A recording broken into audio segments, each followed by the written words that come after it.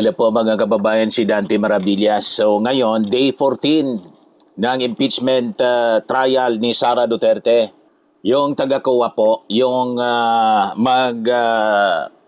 testify para po sa pagpapatuloy ng discussion sa confidential funds ni Sara Duterte. Ang sabi, susuriin mga kababayan, yung mga acknowledgement receipts na puro piki.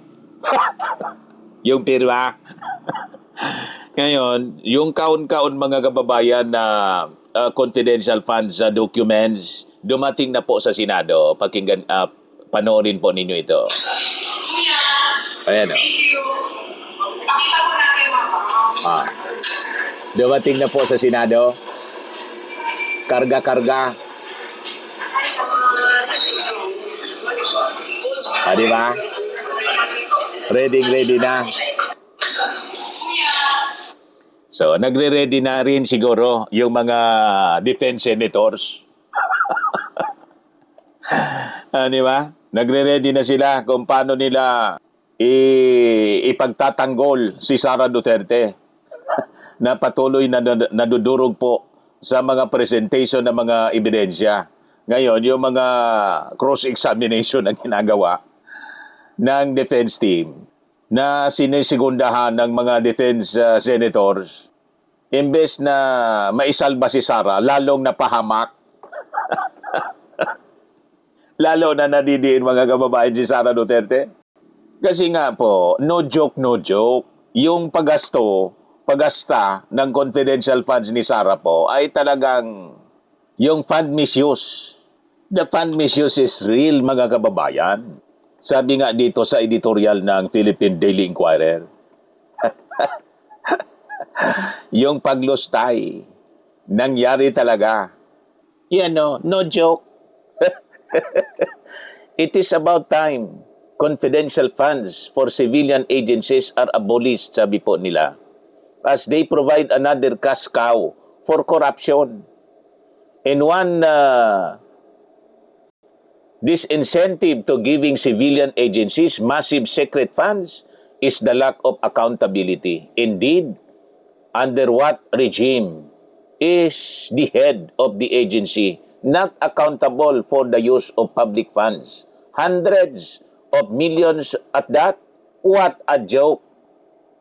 Malinaw po, mga kababayan, yung tawag dito, editorial ngayon ng Philippine Daily Inquirer, yung misuse is real, anya. Talagang nangyari. Kahit anong gawin ninyo, lalabas at lalabas po yung totoo na talagang nalustay. Guilty si Sara. Di ba? Mga kababayan, no amount of palusot.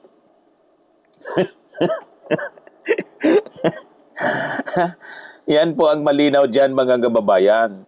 Yan sabi dito, confidential funds were used to buy tables, chairs, and printers, medicines, and food items were used as rewards for information. Checks amounting to hundreds of millions were withdrawn in cash and stuffed in gym bags. Fake names were used as recipients. Yan po yung reality po. These were among the many red flags in Vice President Sara Duterte's confidential fund utilization, as stated in the testimony of a state auditor presented as prosecution witness during last week's impeachment trial. Malinaw na malinaw mga kababayan yung ebidensya. The Vice President's reply to these irregularities will be known when her defense team presents its case at the trial, after the prosecution finishes presenting all 4 articles of impeachment against her in the next 2 months. Yet, the many telling details about how the Vice President's 612.5 million confidential funds were spent and liquidated bolster long-standing concerns about potential for misuse in corruption of confidential and intelligence funds. Namiyasa si Sara na hindi tini-check mga kababayan yung kanyang confidential funds nung siya mayor pa sa Davao. Sabi ko sa inyo, the lack of oversight and safeguards in using secret funds coupled with public officials seemingly having no compunction or accountability when taking liberties with taxpayers' money only calls into question the continuing practice of allocating confidential funds beyond public scrutiny. Ngayon, sabi dito sa editorial ng Inquirer, it was the testimony of Roderick Wamil, dating auditor ng Commission on Audit, Intelligence and Confidential Funds Audit Office, that focused on the irregularities in the confidential fund utilization. He said, the BP's office submitted mere acknowledgement receipts instead of official receipts and sales invoices for liquidating the expenses. Zero po. Ni isa, mga kababayan, na resibo mula sa butika o sa mga pharmaceutical companies. Siyempre, bulyuman by the millions yung binibili nila. Kuno. Wala man nangyari po na gano'n. Puro yun piki. Puro yun kwento. Kaya wala silang maipresent na kahit isang resibo, kahit sa butika man lang. Kaya galit na galit yung mga DDS kasi basag na basag sila yung mga kasinungalingan nila. Hindi umuobra. Kaya yung mga defense senators po, hindi magkanda ugaga. So based on the acknowledgement receipts, they submitted rewards were paid in cash, medicines, and various goods.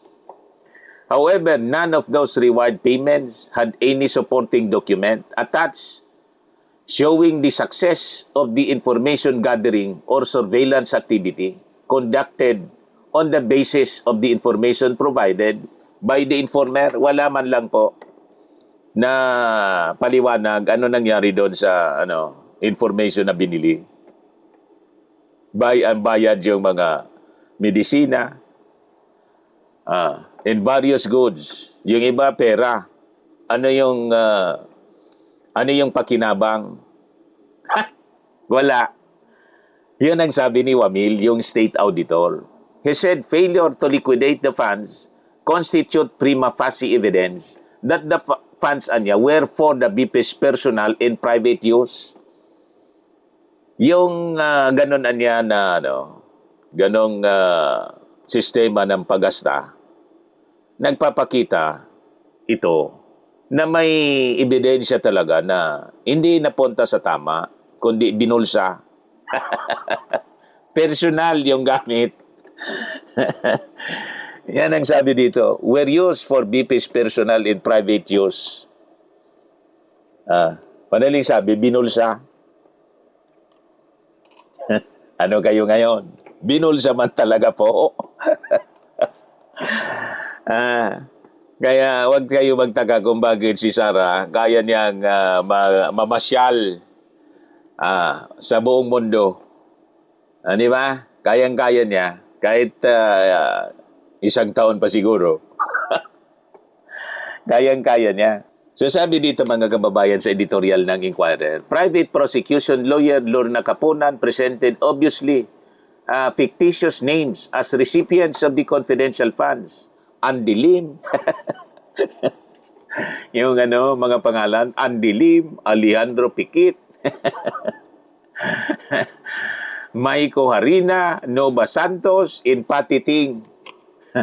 These were in addition to Mary Grace Piatos, now a household name, who was found to have no birth or identification records. Pinagluloko po tayo ng Office of the Vice President at saka ng DepEd sa pamumuno noon ni Sara Duterte.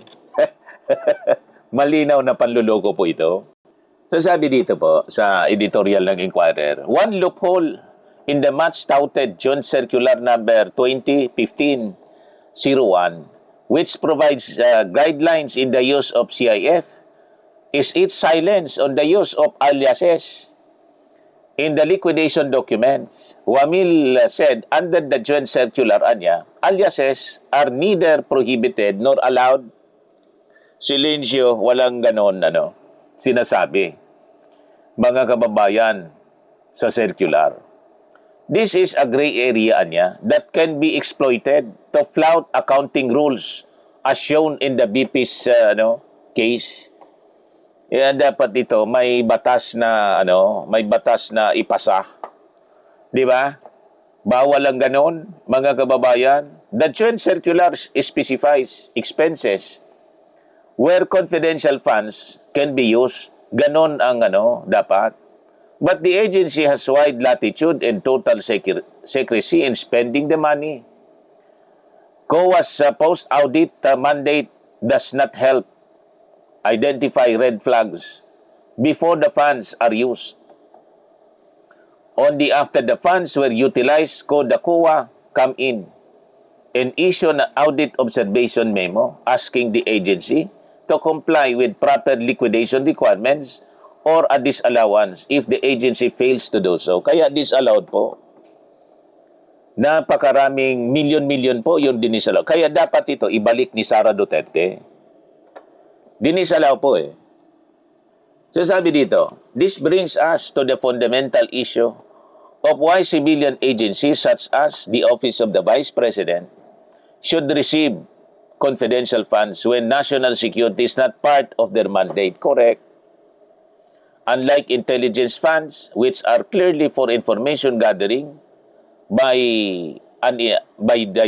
uniform military in the intelligence agencies that directly impact national security, confidential funds are for surveillance activities by civilian agencies intended to support their mandate. But as indicated, sabi po dito, in the BP's case, the confidential funds were used for expenses that are well within the OBP's regular budget. Yun na nangyari po. Bank officials likewise found it unusual that the BP's confidential funds were all withdrawn in cold cash. Alam na natin yung rason para walang paper trail, mga kababayan. Kaya, ayon, latkas at bulyuman po. Ay, nako. Kaya sabi dito sa editorial ng Inquirer, it's about time anya, confidential funds for civilian agencies are abolished. Correct. Huwag na dapat i-allow ang ganitong gawain po as they provide another cash cow para sa korupsyon. In one disincentive to giving civilian agencies massive secret funds is the lack of accountability. Shamelessly posed in the impeachment trial by Duterte's ally, Senator Amy Marcos. Sa kanyang manifestation, Marcos tried to force Wamil into saying that Duterte was not the accountable officer for the confidential funds since she was not payee of the checks. Gustong ilaglag po. Gustong isalba si ni Amy at ilaglag. Gustong isalba si Sara, ilaglag na lang si Acosta at si Fajarda. Sacrificial lamb. May ganon. Fortunately, Wamil was not intimidated and asserted the Vice President accountability. Ang head of agency niya, yung accountable niya. Kasi siya yung nag-approve ng release, yung pumirma. Hindi man na niya yung pera marirelease kung hindi niya in-approve, pinirma niya yung release. Hindi umobra si Jaime. Sabi ni Jaime, kanina ka pa niya, inaaway mo ako palagi. May ganon, mga kababayan na pananalita. That is not entirely correct, sabi ni Wamil. Your Honor, because under the joint circular niya, it shall be the responsibility of the head of the agency first to approve the cash advance. Correct. Second, to oversee the agency wide utilization. And third, to ensure compliance with the joint circular. Di ba? Basag na basag si Amy Marcos, mga kababayan. Indeed, under what regime is the head of the agency not accountable for the use of public funds. Hundreds of millions at that. What a joke, sabi po ng Philippine Daily Inquirer sa kanilang editorial ngayon. Ayos na ayos. O, di ba? Abangan natin mamaya 10 o'clock mga kababayan yung pag-resume ng impeachment trial laban kay Sara Duterte. Sa mga naghanap ng malinis and spacious fitness gym, pumunta lang po kayo sa aming Colossal Fitness Gym. We also offer Grab Car Rental with our brand new 2023 model ng Toyota Innova. We also accept booking for those who are planning to travel via PAL, Cebu Pacific, and other airline companies, local and international, and bills payment for Meralco Bills, PLDT, Aleco Bills, etc. Ang Colossal Fitness Gym is located at 3rd floor Security Bank Building, Landco Business Park, Legazpi City, Albay. For inquiries, look for Chilon Maravillas. Contact number 0966-802-0949. Yan yung aming Innova. Lagi na pong matao sa amin. Pati mga foreigners po, tingnan ninyo. Mga British tourists sila. Ang lalaki ng katawan na, mga kababayan, nag-gym sa amin. Ito naman po, Indian National. Ito mga mga European sila. Ito naman po, Firmax Firming and Lifting Cream, pinapahid sa mga pulses in other affected area. Mainam po ito sa mga pains at paninigas ng mga kaso-kasuan. Ito po, Automax Radiant Serum. Sa mukha naman yung application. Anti-aging po siya. You will look 10 years younger than your age. Ito naman po yung bagong product naming binibenta online. I am Worldwide Amazing Pure Organic Barley Powdered Drink Mix from Australia. Mainam po ito sa mga cancer patient. At para naman po sa mga mahilig sa choco, I am Worldwide Amazing Choco Barley para healthy ang lagi pong iniinom ninyong choco. For your inquiries and orders, dumiretso na lang kayo sa aking anak na architect entrepreneur, Riz Maravillas. Sa mga mahilig naman po sa mga imported bags and wallets, dumiretso na lang kayo kay Ma'am Eileen Rosales. Eileen Closet po, nakabase siya sa Amerika. Yan yung kanyang live selling every Sunday, 7 o'clock in the evening, Philippine time.